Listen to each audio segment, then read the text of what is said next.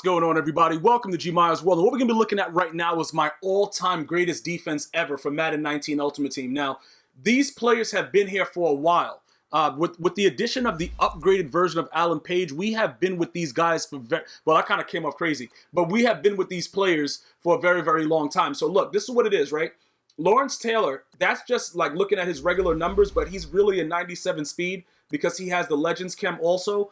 We're going to be going through some of the other players, and then I'm going to actually go into the game and show you why I think this is the greatest defense ever assembled in Madden 19 Ultimate Team, because even guys like Montez Sweat, 99 Excel, 98 speed, these guys are really, really good pass rushers, and not only that, they have finesse move, they can get off blocks. So what happens is, when people come out and they start, like, they run inside zone, they run a lot of different stretch plays, these players on the outside can get off the block.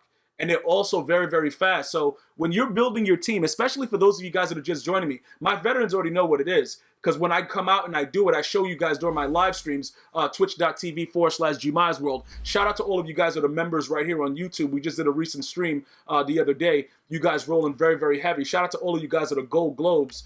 That's been riding with me for a year as a member of this channel. Always remember that members are different than subscribers. Look into the description box for more information with that.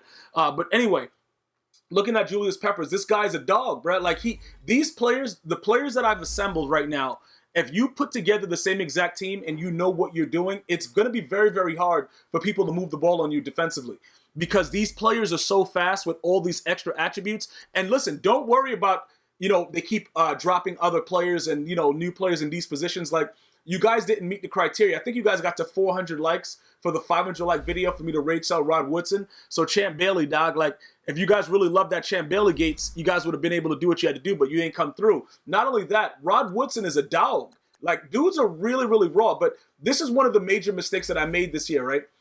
I started to think too much into the fact that, Deion Sanders didn't have a lot of hit power. His block shedding is so low. His finesse moves are so low. And I took him out of the starting role, right? And that was one of my biggest mistakes, because for some reason, EA Sports always makes him very, very, like, glitchy. He's always like a monster. So you guys may notice that you'll have a tight end on the outside at the wide receiver position, and Deion Sanders will get right off the block and come in and tackle you. Most of you guys that are watching the videos like, yeah, that happens all the time. Yeah, it's weird, but he's one of the only cards that can do that without the numbers. He's also one of the only cards that can cause fumbles with such low hit power. And that's been going on since, like, Madden 16. You know what I'm saying, bro? Because I don't think he was able to do that in 15, but I have to go back and probably, put the game in to make sure. But I don't remember that happening until they started to change the format in Madden 16. So those are just some of the things that I wanted to point out with you guys to let you kind of understand what's going on. Sean Taylor, like, bro, if a lot of you guys are running up at the mouth, oh, bro, I use this guy, it ain't nothing like Sean Taylor. It ain't nothing like, listen, this guy has cost me, like, I think for the entire year, maybe 2 games. And when I say he cost me the game, that means that on a play where I was winning by 3 points or more, he gave up a touchdown one-on-one because I left him in zone, and the game just glitched out when he went for a pick and he fell on the ground. But that would happen to anybody, though, so it doesn't really matter. I'm just saying, overall, he also is one of those cards that they make very, very glitchy all the time. So there's not really that big of an issue to really worry about it. He's always going to be that glitchy. That's just Sean Taylor. May he rest in peace. And I'm telling you guys this right now. Ed Reed, when it comes to the strong safety position, I know he's only 5'11". Bro, they make this guy jump like, I don't know who he is, dog. Like, he's Yao Ming. Like, the dude gets up so high in the air, I don't know what's going on. But let me just point this out, though. He usually only gets up that high if you're usering him. When I leave him and I have to click on, sometimes he doesn't jump as high. Like, it's a real ball hawk animation. So what we're going to do right now is we're going to load up some gameplay, and we're going to go into it and see what this guy has to offer for us. And let's just see if it's all hype or if the defense lives up to its name. You know what I'm saying? Because no matter what type of defense you run, you got to remember this, right? I know that some of you guys run the 3-4, so 3-4 is going to be a little bit different because, obviously the 3D tackles, you got the 4 outside linebackers. It's a little bit more freedom. Like, for instance, earlier in the year, I was dabbling with 3-4, but I don't like 3-4 just by nature. I know you can do a lot of things like show blitz and, send a lot of pressure, but once people figure out how to really run the ball and do certain things on it, I don't really like that. So I kind of cater to, like, 4 down lineman defenses, and I've always done that. Like, that's always been my thing. So once I figure out a blitz or something like that that's working out, in this case, we're running a lot of 5-2, which actually has 5 down linemen, but it's past Maddens, I've always been a 4-3 under, 4-3 over type dude. Like, I want the 4 down lineman. If 3-4 happens to be glitchy in Madden 20, we'll run it. But that's what I really like. And that's why sometimes I run the nickel as well, because I want to have those down linemen. But regardless of whatever you guys run, you got the players that I have, you can manipulate them in any fashion and put them however you want them, mix and match, and they're going to do the same exact thing. It doesn't really matter. Like, this defense is just wild and savage, bro. Like, I can't really explain what they're doing in most cases. All I can tell you is that it's very, very savage-like. So this is what it's going to be right now. We're going to set the defense up real quick, put everybody where they have to be for 5-2. Like I told you guys in the past, if you guys have similar players, you can simply pause the video and see why I put these players in certain spots based on the way that they maneuver. And that's come from a lot of testing offline, like just, labbing and doing stuff and figuring out, like, all right, what puts these guys in the best position to get off the block? And, I figure it out. Then I go live, I stream it, I show you guys, and we have some fun with it. But that's pretty much what it is, guys. I really put time into trying to figure out the method to my madness. And then I just go with it. And then if you beat me, you beat me. You know what I'm saying? It is what it is. But I'm going to play the game the way I want to play it. The issue is, right, guys, you have to make sure that whatever you're running, it stops both the run and the pass, which 5-2 does. All right? The one thing about 5-2 that I will point out, though, if you play regs, you got to be very, very careful with the teams that you pick. Because I would much rather have faster corners to make sure you don't get beat outside than have the faster linemen. Just so you know, you already know the Flying Dutchman. Bro, the Flying Dutchman, though, like, you see what I'm saying about this D, though? Like, the D, it's so crazy that I can adjust this defense however I want. And it doesn't matter. Like, whatever I want to do with it, because I have the player personnel. Remember, all of the linemen that I showed you, that you see on my squad, they all can get tip drill. Not that I put it on them, but the reason that I point that out is they can catch.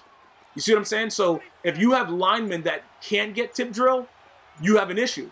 You see what I'm saying? Because they're not going to be able to get those tip passes. I just wanted to point that out to make you guys kind of understand exactly what's going on. I don't know why he stopped and then moved again right there. But that would have been a bad read. If this guy had any user, he probably would have been able to strafe and just jump out of bounds and pick it, bro, and just do whatever he wants. But, he came out playing suitable D, but it doesn't really matter, though. Like, it don't really matter what you're doing because, like, Julio Jones, you got to follow that guy, bro. You got to follow that guy. But then what about Michael Thomas, though? You see what I'm saying? What about Michael Thomas? Bro, who that nation, though? Listen, why did I throw that ball to the outside like that, man? This guy's zone coverage was way off. I kind of, you know what I'm saying? I saw that his quarter flat wasn't going to play that. With the defense that he was in, I should have probably threw it inside. I'd have probably got more yards in it. It don't really matter, though. It doesn't really matter. Once I saw that that's what he was doing, that time, obviously, he plays coverage. We're gonna go up top. We're gonna go up top on him because Julio Jones, right now, until they release another receiver, he's probably gonna be the best receiver in the game. Like I told you guys, when Michael Thomas came out, he was the glitchiest receiver. And then if you notice, your players start playing very, very weird when they're about to release another player at that position.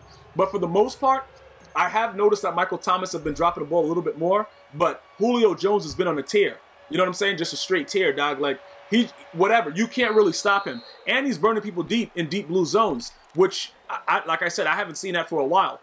So I just wanted to point that out as well. Now, getting back to the defensive side of the ball, we know what he wants to do. You see what I'm saying? He now wants to go to something else. He's going to try to run the ball again. But again, with 5-2, it's very, very difficult. If you know how to set the defenses up, if you lab it, relax, chill out, bro, and just start looking at the game and understanding what's going on, it's very, very difficult to run the ball against 5-2.